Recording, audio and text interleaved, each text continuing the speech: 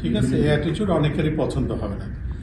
তো আমরা প্রায় দেখবেন আপনার টয়লেটে লং ফ্লাইটে কিছুক্ষণ পরেই টয়লেট আনসার্ভিসেবল হয়ে যায়।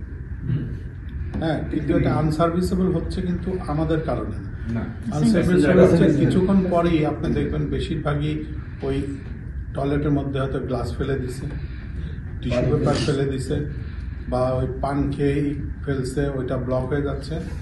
তো যার জন্য আমরা এই যে রিসেন্টলি গত মাস দুয়েক আগে আমরা একটা প্রতিটা ফ্লাইটে আমরা হাউ টু ইউজ টয়লেট আমরা কিন্তু একটা ব্যক্তিগত বা আমি নিজ উদ্যোগে একটা ভিডিও করছি। আবার সিসি ক্যামেরা না তো এটা কিন্তু ভিডিওতে একদম পুরাটা দেখানো হয়েছে এবং এটা বাংলাতে বলা আছে এবং বাংলাতে আবার লেখা আছে নিচে যে কিভাবে কোথায় চাপ দিবেন, কিভাবে করবেন। এবং আপনার আরেকটা হয় কি, আমরা উজু করি ভিতরে, উজু করলে ওইখানে ভিতরে এখনকার আগের মতো কিন্তু মেকানিক্যাল পার্টস না, কারণ কিন্তু সবগুলি ইলেকট্রনিক পার্টস।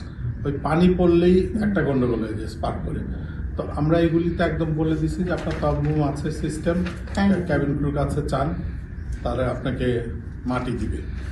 এবং ফিডব্যাকের ব্যাপারে আগে আমাদের কিন্তু শুধু ওয়েবসাইট ছিল ফিডব্যাক, এবং আমাদের ওই ক্যাবিন ক্রুতে সামনে কিন্তু একটা আপনাদের কাছে একটা ফিডব্যাক ফর্ম দিত। ঠিক আছে, এই 1 তারিখ থেকে আমরা ওটা পুরোটা চেঞ্জ করে ফেলছি। সেটা হলো আপনি এখন ওয়েবসাইটে যেটা দেখবেন আগের পুরানো সিস্টেম না, কিন্তু এখন নতুন ফিডব্যাক ফর্ম পাবেন।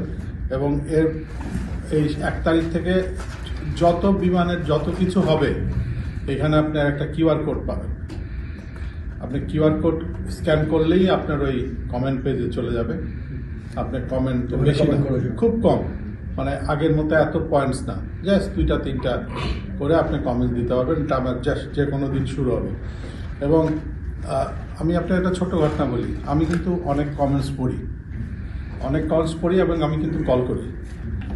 আমি কয়দিন আগে এক ভদ্রলোক, সে মিডল ইস্ট থেকে আসছে, জেদ্দা থেকে, সম্ভবত আমাদের ওই রেমিটেন্স মানে যোদ্ধা।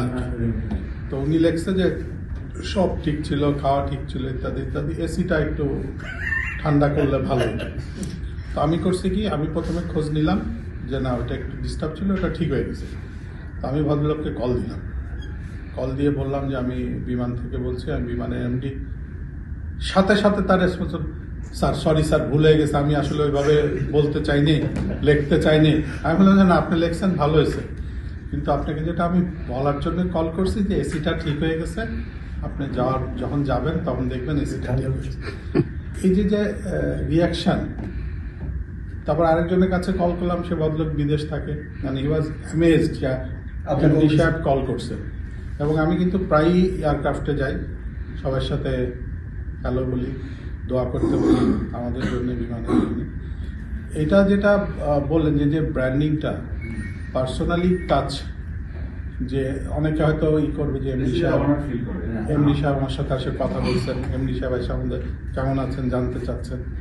তো আমরা এটা করার চেষ্টা করতেছি। এখন সবাই তো সব রকম ভাবে 100% লোক একই রকম হবে না।